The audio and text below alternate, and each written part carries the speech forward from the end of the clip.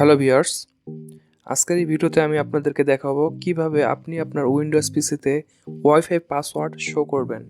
অর্থাৎ আপনি কোনো কারণে আপনার ওয়াইফাই পাসওয়ার্ডটি ভুলে গেছেন বা আপনার ওয়াইফাইটা পিসিতে কানেক্ট করা আছে কিন্তু আপনার মনে নাই, সেক্ষেত্রে আপনার নতুন করে প্রয়োজন হচ্ছে বা কোনো ফোনে কানেক্ট করবেন।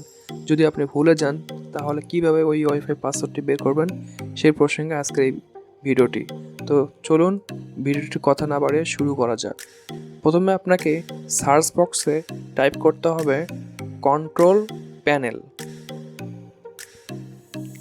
কন্ট্রোল প্যানেল টাইপ করার পর আপনি দেখবেন যে কন্ট্রোল প্যানেল নামে একটা এখানে অ্যাপ্লিকেশন চলে আসবে, সেখানে ক্লিক করতে হবে কন্ট্রোল প্যানেলে। দেন আপনি তারপরে নতুন এরকম একটা ইন্টারফেস পাবেন, সেখানে নেটওয়ার্ক অ্যান্ড ইন্টারনেট এখানে ক্লিক করতে হবে। ক্লিক করার পর দেখবেন যে আপনার নতুন একটা ইন্টারফেস আসছে, সেখানে নেটওয়ার্ক অ্যান্ড শেয়ারিং সেন্টারে ক্লিক করতে হবে। করার পর আপনাকে ওয়াইফাই ব্রাদার্স মেস এখানে দেখতে পাচ্ছেন, সেখানে ক্লিক করতে হবে। আমার যে ওয়াইফাইয়ের নামটা এস আইডি যে নামটা আমি দেওয়া আছে, আমার দেওয়া আছে, সেই নামটা এখানে শো করবে। দেন আপনি এখানে ওয়্যারলেস প্রপার্টিস এখানে ক্লিক করবেন। ক্লিক করার পর যে উপরে দুটো অপশন আছে, একটা কানেকশন, একটা সিকিউরিটি।